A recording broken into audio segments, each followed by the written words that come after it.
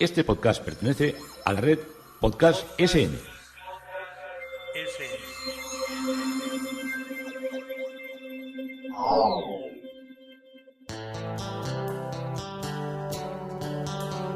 Historia con sentido. Un podcast realizado y presentado por Juan Carlos González.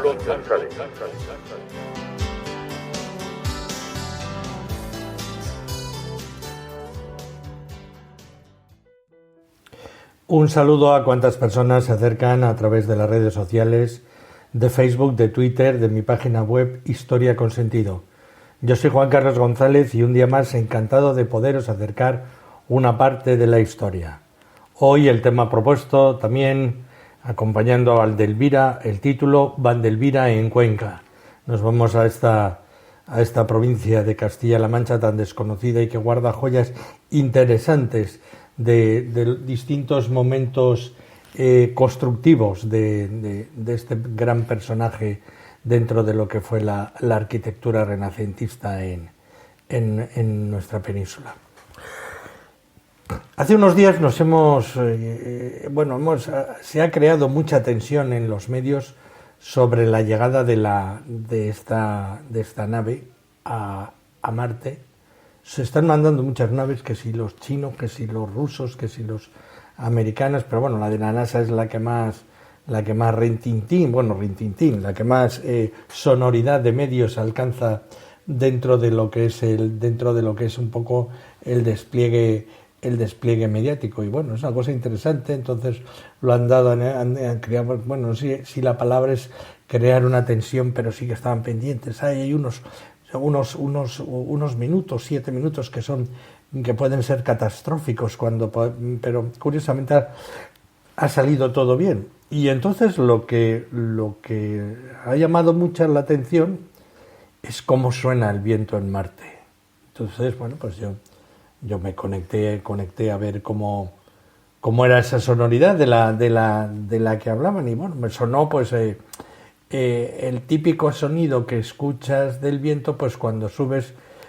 A mí me recordó mucho cuando subes a una montaña, pero no en un pico alto que no tiene referencias, no sé si la palabra son referencias estáticas. Si estás en una cumbre picuda, el viento te da por todos los lados que no los oyes, pero si al lado de una cumbre, de una montaña o en una planicie elevada suena el viento, como estás a ras de suelo o tienes más extensión de tierra, pues oyes el sonido que a mí me ha parecido igual. Esto podía ser grabado en cualquier punto del desierto de Arizona. Y luego cuando ves las imágenes, te llama la atención que sean unas imágenes tan bien hechas, tan bien conseguido, me imagino que por la tecnología, que estás, dices, bueno, y casi como diciendo, bueno, ¿y cómo ahí no hay vida? Pero si eso es totalmente parecido a cualquiera de nuestros desiertos, pues parece ser que no hay vida, o si la hubo hace muchos años, y que la atmósfera y el aire que hay allí, pues debe ser muy distinto, muy, muy nocivo para los seres humanos. Pero bueno, me imagino que pues, con esto tendremos para trabajar un punto. Pero claro, con todo esto de la pandemia, vivimos en lo que podríamos denominar el negacionismo puro y duro. O sea, aquí la moda no es ir con las corrientes científicas o con las corrientes médicas. Aquí lo que prima es ser burro y llevar la contraria. Ya sabéis que hace no muchos meses se mató uno con una avioneta en Argentina, creo que fue, pues porque decía que la Tierra era plana, y la Tierra era plana. Pues si la Tierra era plana, cuando bajabas, pues claro, te matas, no te queda más remedio. O sea que murió víctima de su negacionismo, como morirá otra mucha gente que están negando muchas cosas. Y luego vuelvo con el tema de la Tierra plana, porque antes de pasar os hablaré un poco de Galileo.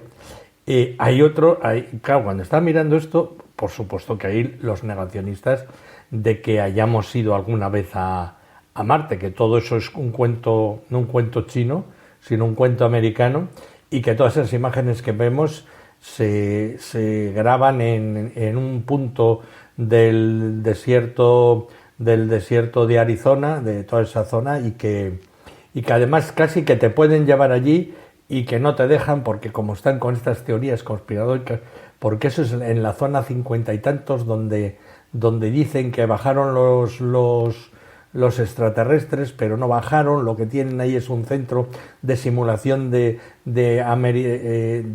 marterizajes, bueno, como se llame, el bajar en las tierras de Marte, en aterrizar en las tierras de Marte, y que lo de la Luna también lo crearon ahí, que todo esto es mantener una falsa ilusión, una cortina de humo para creer que accedemos a lo que nos da la gana del universo, y al final esto es mentira, eso todo lo crean cuatro iluminados. Bueno, claro, yo me pongo de muy mal genio, ¿eh?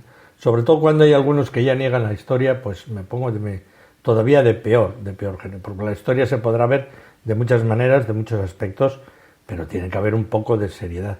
Pero bueno, ¿hasta qué punto hemos llegado que hay unas páginas web, no ya que nieguen que una nave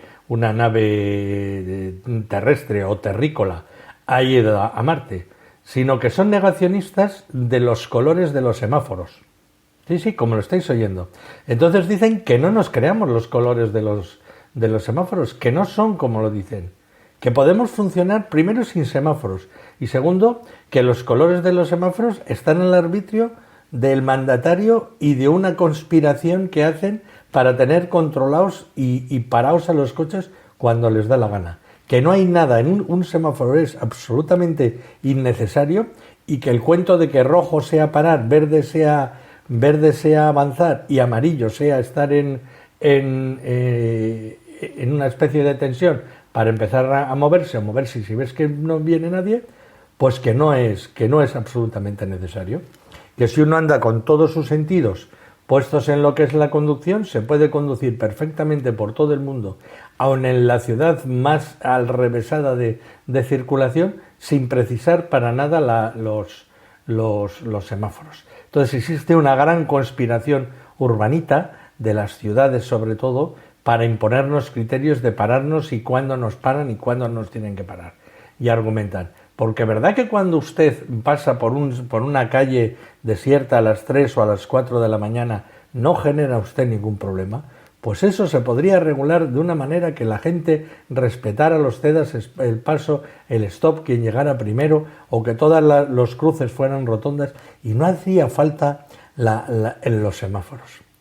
Claro, con esto no te avisan que en sitios donde hay gran densidad de tráfico y gran velocidad, como no tengas un semáforo, el que viene avanzando por una línea, pues se llevará por delante al coche que se le cruce. Si es un camión, pues te empotrarás y te matará.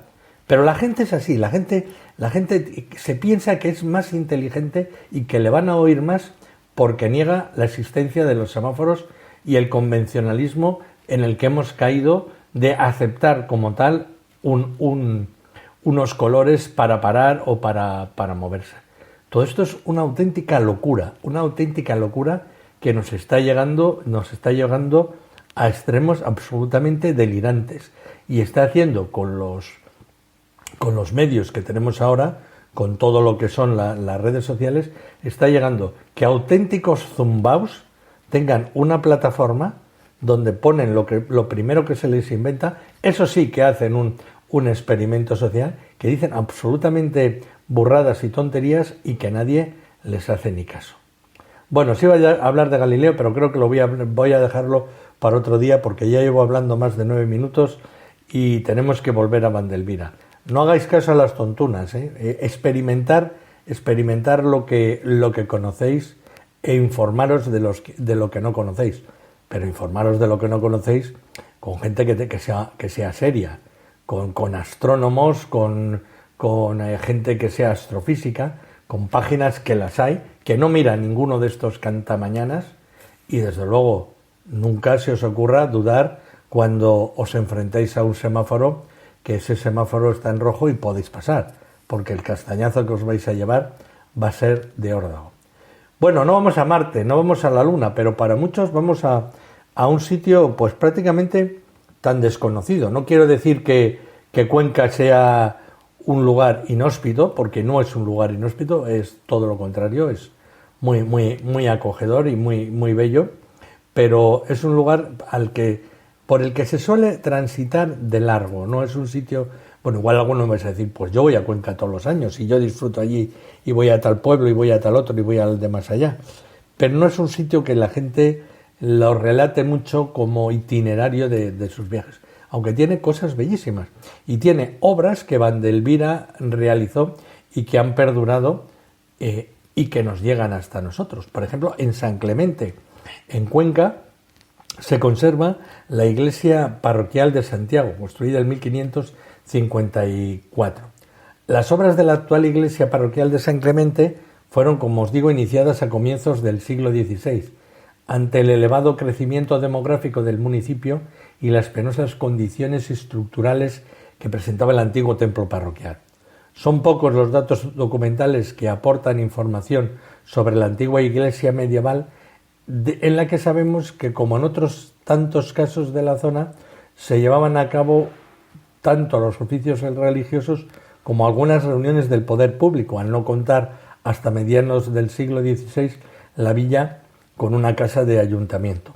Ante el incremento poblacional, el antiguo y modesto templo debió quedarse pequeño y, como decían entonces, era indecoroso en una población que abría ahora sus puertas a una multitud de personas que emigraban hasta aquí desde sus respectivas poblaciones.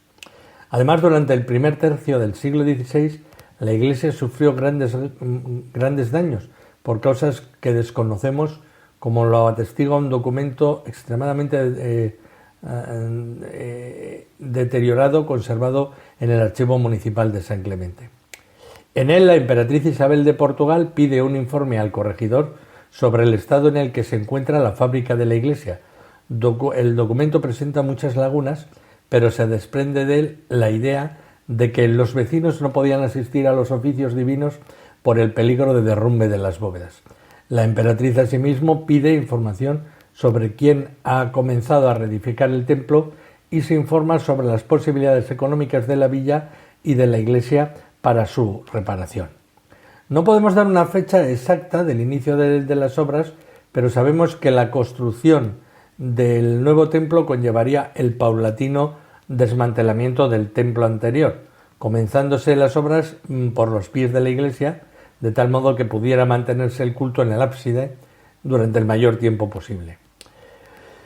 Por una noticia del libro de acuerdos del ayuntamiento, sabemos que en 1549 el maestro Domingo Vizcaíno ya se encontraba a cargo de los trabajos de la nueva iglesia. El maestro Domingo, al que se alude en los documentos, debió ser uno de los muchos especialistas en el arte de la cantería, provenientes de poblaciones cántabras y vascas, que durante años se habían desplazado por los diferentes reinos peninsulares en busca de trabajo. Domingo formaría parte ahora de un conjunto de maestros que, gracias a diferentes estudios sobre la zona, están engrosando la lista de obreros especializados trabajando en tierras conquenses en el siglo XVI. Sabemos que en 1552, una vez muerto Domingo de Mestraitúa, por orden del visitador del obispado, el mayordomo de la iglesia, Juan del Castillo, determinó que se trazase la obra de la iglesia y que se prosiguiera su construcción. Se inicia, por tanto, la segunda fase de las obras. Y el proyecto de Andrés de Vandelvira, tras la muerte del maestro anteriormente citado, conllevaría un cambio de proyecto de las obras parroquiales, hasta tal punto que fueron necesarias nuevas trazas para la construcción de la iglesia. Para su realización se contó en San Clemente con la presencia del propio Andrés de Vandelvira, el cual en una fecha imprecisa entre 1552 y noviembre de 1554 daba una traza para los últimos tramos de la iglesia y redactaba las nuevas condiciones. Cuando digo daba una traza es que hacía un plano. Lo que pasa es que la manera de expresar era como se decía, hacer una traza. El trabajo de Vandelvira en San Clemente se corresponde ya con la etapa de madurez del maestro, que si bien encontramos perfectamente asentado en diversas obras del foco jienense de Jaén, no dejará de realizar diversos viajes a las actuales provincias de Ciudad Real, de Cuenca o de Albacete, llegando a ser maestro de obras de cantería en la Catedral Conquense, en la Catedral de Cuenca, entre 1560 y 1564. Las normas de Vandelvira conservadas son muy extensas y complejas, y su análisis es en ocasiones complicado, ya que en ellas se hacen en repetidas ocasiones referencia a elementos ya construidos y que no conocemos, así como a una muestra dibujada que no hemos conservado. Sin embargo, también nos ofrece algunas claves sobre cómo habían avanzado las obras hasta el momento y cómo Vandelvira considera que la obra debía ser continuada, ofreciendo una estructura que pudiera engarzar con lo ya construido a pesar de valerse de un lenguaje renovado. Las condiciones son muy precisas en cuanto a medidas que en un primer momento parecen haberse seguido casi con exactitud. La planta de Vandelvira mantiene la amplitud de los tramos, pero alarga ligeramente el cuarto tramo y todavía más el quinto, planteándose en el tramo anterior de la capilla mayor la construcción de una cúpula oval compuesta por dos medias naranjas acasetonada con un óculo para que pasara la luz en el centro. Aunque no nos detendremos aquí en el análisis de los proyectos de Vandelvira para San Clemente, nos parece importante señalar la filiación de este proyecto con otros llevados a cabo en el medio andaluz de Vandelvira y su círculo más cercano, así como la relación que existe con ello de lo aprendido de Siloé. Buen ejemplo de ello son el empleo de pilares compuestos por columnas corintias con sus traspilares, con entablamento en la parte superior, planteadas para el caso sanclementino, para el caso de esta iglesia de San Clemente, como también el lenguaje con el que se redactan estas condiciones. El 3 de noviembre de 1554 el Consejo se reunió para tratar el tema de la construcción de la iglesia, de tal forma que se pide a ciertos maestros que vienen a entender en ella sobre la manera más adecuada de continuar las obras para que hagan postura conforme a la traza de tres formas. En primer lugar, vista y tasación, la segunda, jornales, y la tercera, el destajo, que era si se metían más horas, cómo se valoraban y a qué correspondían las terminaciones. En el archivo municipal se encuentran algunas de las opiniones expresadas por maestros de cantería de la zona, y aunque solo de una de ellas está fechada, por el tipo de alusiones que se hacen sobre el trabajo a realizar, podemos situarlas en este momento tan delicado de las obras. Estas opiniones aluden a elementos de la traza de Vandelvira, algunos de los cuales parecen ya estar construidos, como es el caso de los medios pilares situados en la cabecera. Tal y como puede apreciarse hoy, las medias columnas con los traspilares que se conservaron en la embocadura de la capilla mayor, sustituyéndose únicamente el capitel corintio por uno jónico, siendo uno de los pocos elementos conservados del primigenio proyecto del Vandelvira, y por otra parte uno de los elementos planteados por el alcácereño que no llegará a llevarse a cabo es el de la cubrición de la cabecera y naves laterales mediante bóvedas acasetonadas, como con cuarterones, criticadas por el maestro Juan de Andute por el peso que este tipo de bóvedas producen, siendo más conveniente, según su parecer, el empleo de una buena crucería y sus buenos combados, de tal forma que los pilares sustentantes, al soportar menor peso, pudieran ser más finos para gozar o marcar en ella la capilla principal. Por último, si bien Vandelvira planteaba la construcción de la planta basilical para el cuarto tramo de la iglesia, Martín de Calvidea y Juan Gutiérrez de Ocija recomiendan una planta de salón, subiendo la altura de los pilares de las naves laterales ya construidos. Y por otra parte, es destacable cómo el Consejo hace también llamar en esta sesión a un maestro de obras, el mejor que se pudiera ver, para dar su parecer en el proceder de las obras. Si bien en un primer momento el concejo había depositado su confianza en Andrés de Vandelvira para dar las nuevas trazas del templo, ahora hacían llamar para dar su opinión a Jerónimo Quijano, tal y como se desprende de una misiva enviada por este desde Murcia y fechada en 1555. En la carta, Jerónimo de Quijano se disculpa de no haber podido atender hasta el momento a la petición del Consejo por estar ocupado en ciertos negocios al servicio de su majestad. Sin embargo, el maestro se muestra interesado en el negocio de la obra para la que se le demanda, afirmando que si todavía su presencia es necesaria, estará en San Clemente para el 14 o 15 de febrero. Lo cierto es que encontramos todavía un nuevo personaje en relación con las obras en la que en estas fechas, en un documento inédito del Archivo Municipal, con fecha 3 de diciembre de 1554, donde se continúa con lo que es la presencia de varios maestros que enjuiciaron mucho y distintamente todo lo que era el valor constructivo del proyecto que estaba haciendo Vandelvira y su culminación y su interpretación. El resultado final de los dos últimos tramos de la iglesia de Santiago responde en su concepción al de una iglesia de salón, en la que la regularidad característica tanto en el interior como en el exterior del conjunto es propia de las ideas que solían marcar las obras de Vandelvira. En el interior las bóvedas arrancan de una misma altura, iluminándose el interior con la luz bastante homogénea procedente de las capillas laterales, manteniéndose además al exterior la uniformidad mural ante la ausencia de arbotantes, contrafuertes visibles o de transepto.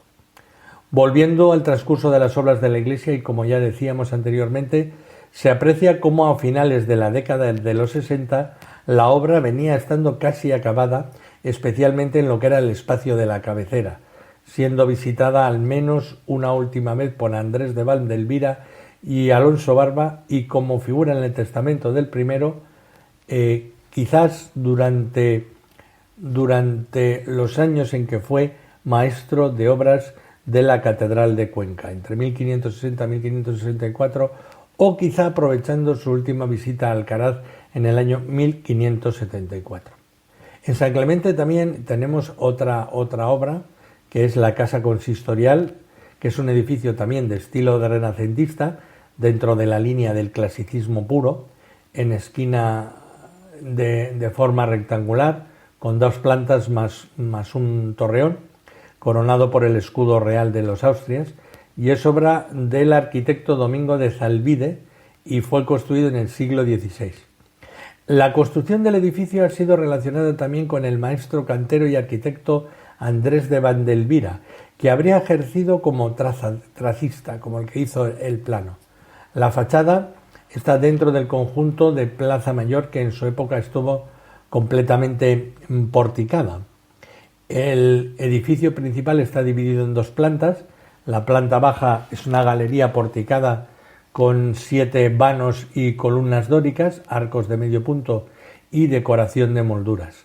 La puerta principal, descentrada a la derecha, está compuesta por 2 arcos de medio punto, y en la enjuta está la figura de un Hércules, al que se representa como un anciano barbado con su maza.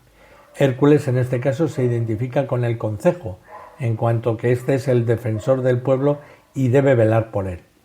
Fue también destinado a recinto carcelario, y en la parte izquierda se encuentra un arco con pilastras estriadas y decoración de círculos en dovelas que da acceso a la planta superior mediante una gran escalinata interior.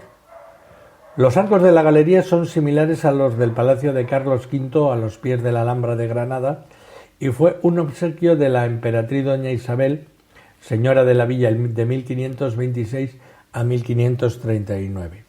Sobre la arquería, una doble imposta corrida soporta un petril adornado con bajorrelieve de estilo renacentista enmarcado por columnas.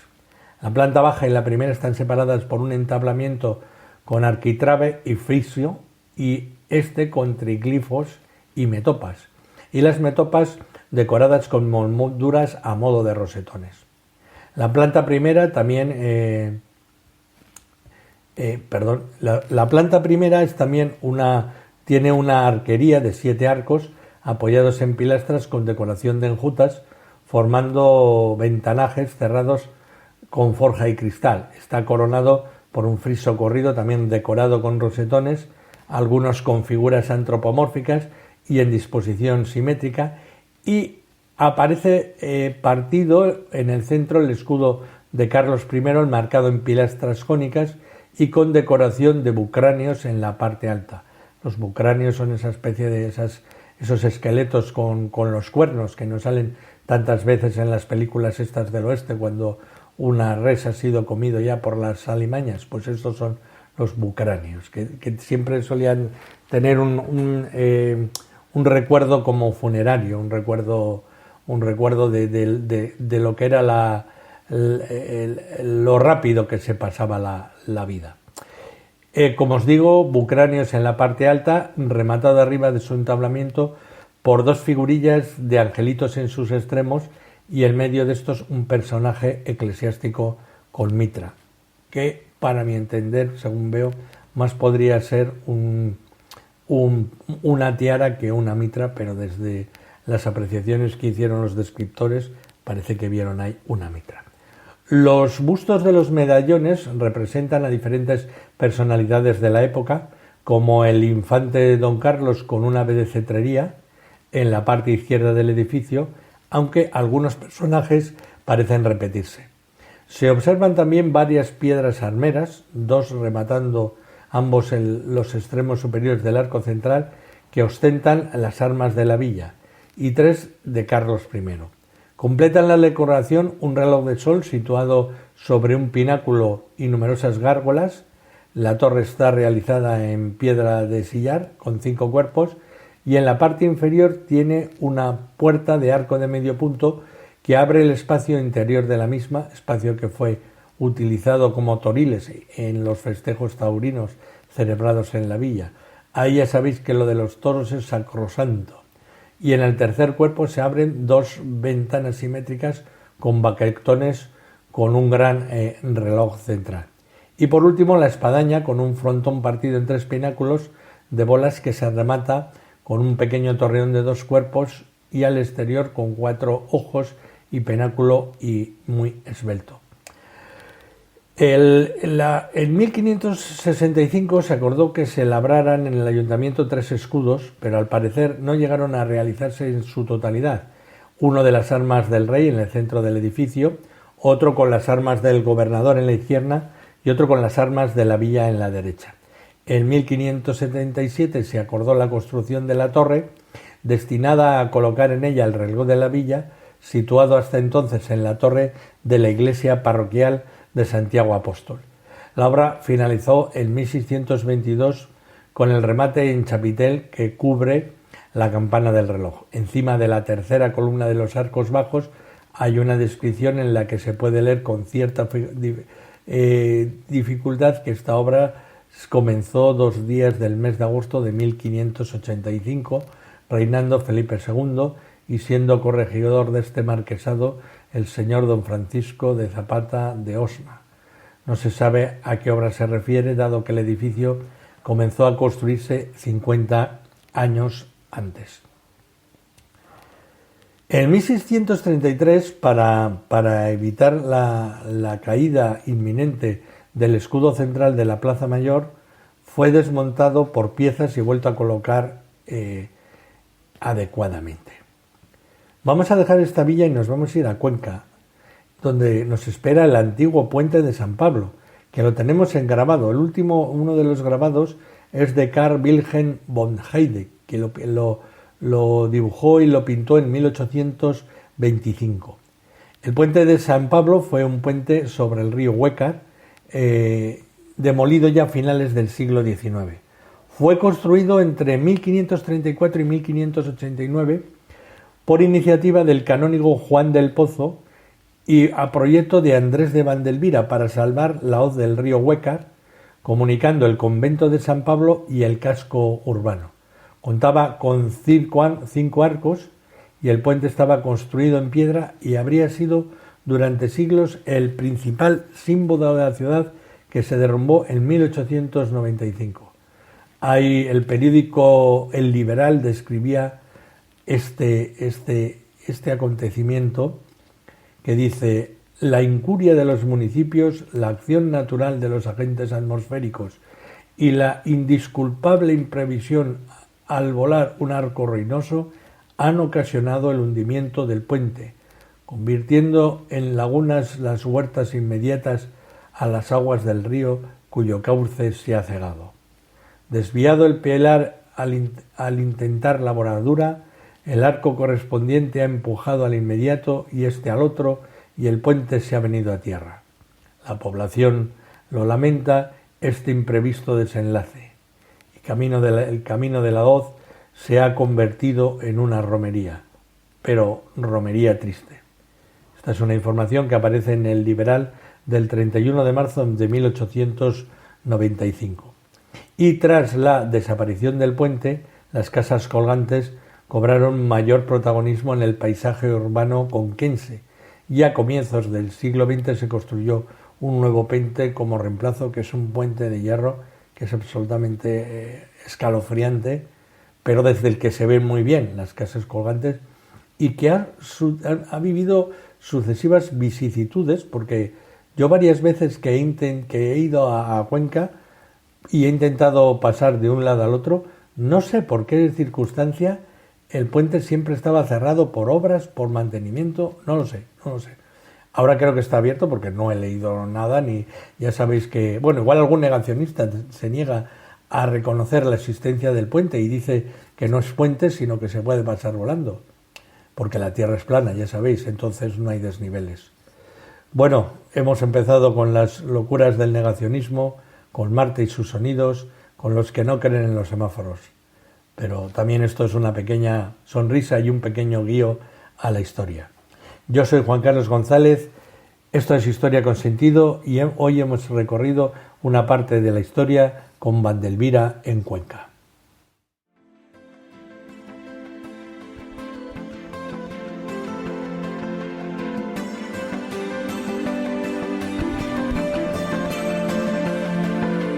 Hasta aquí un episodio más de Historia con Sentido.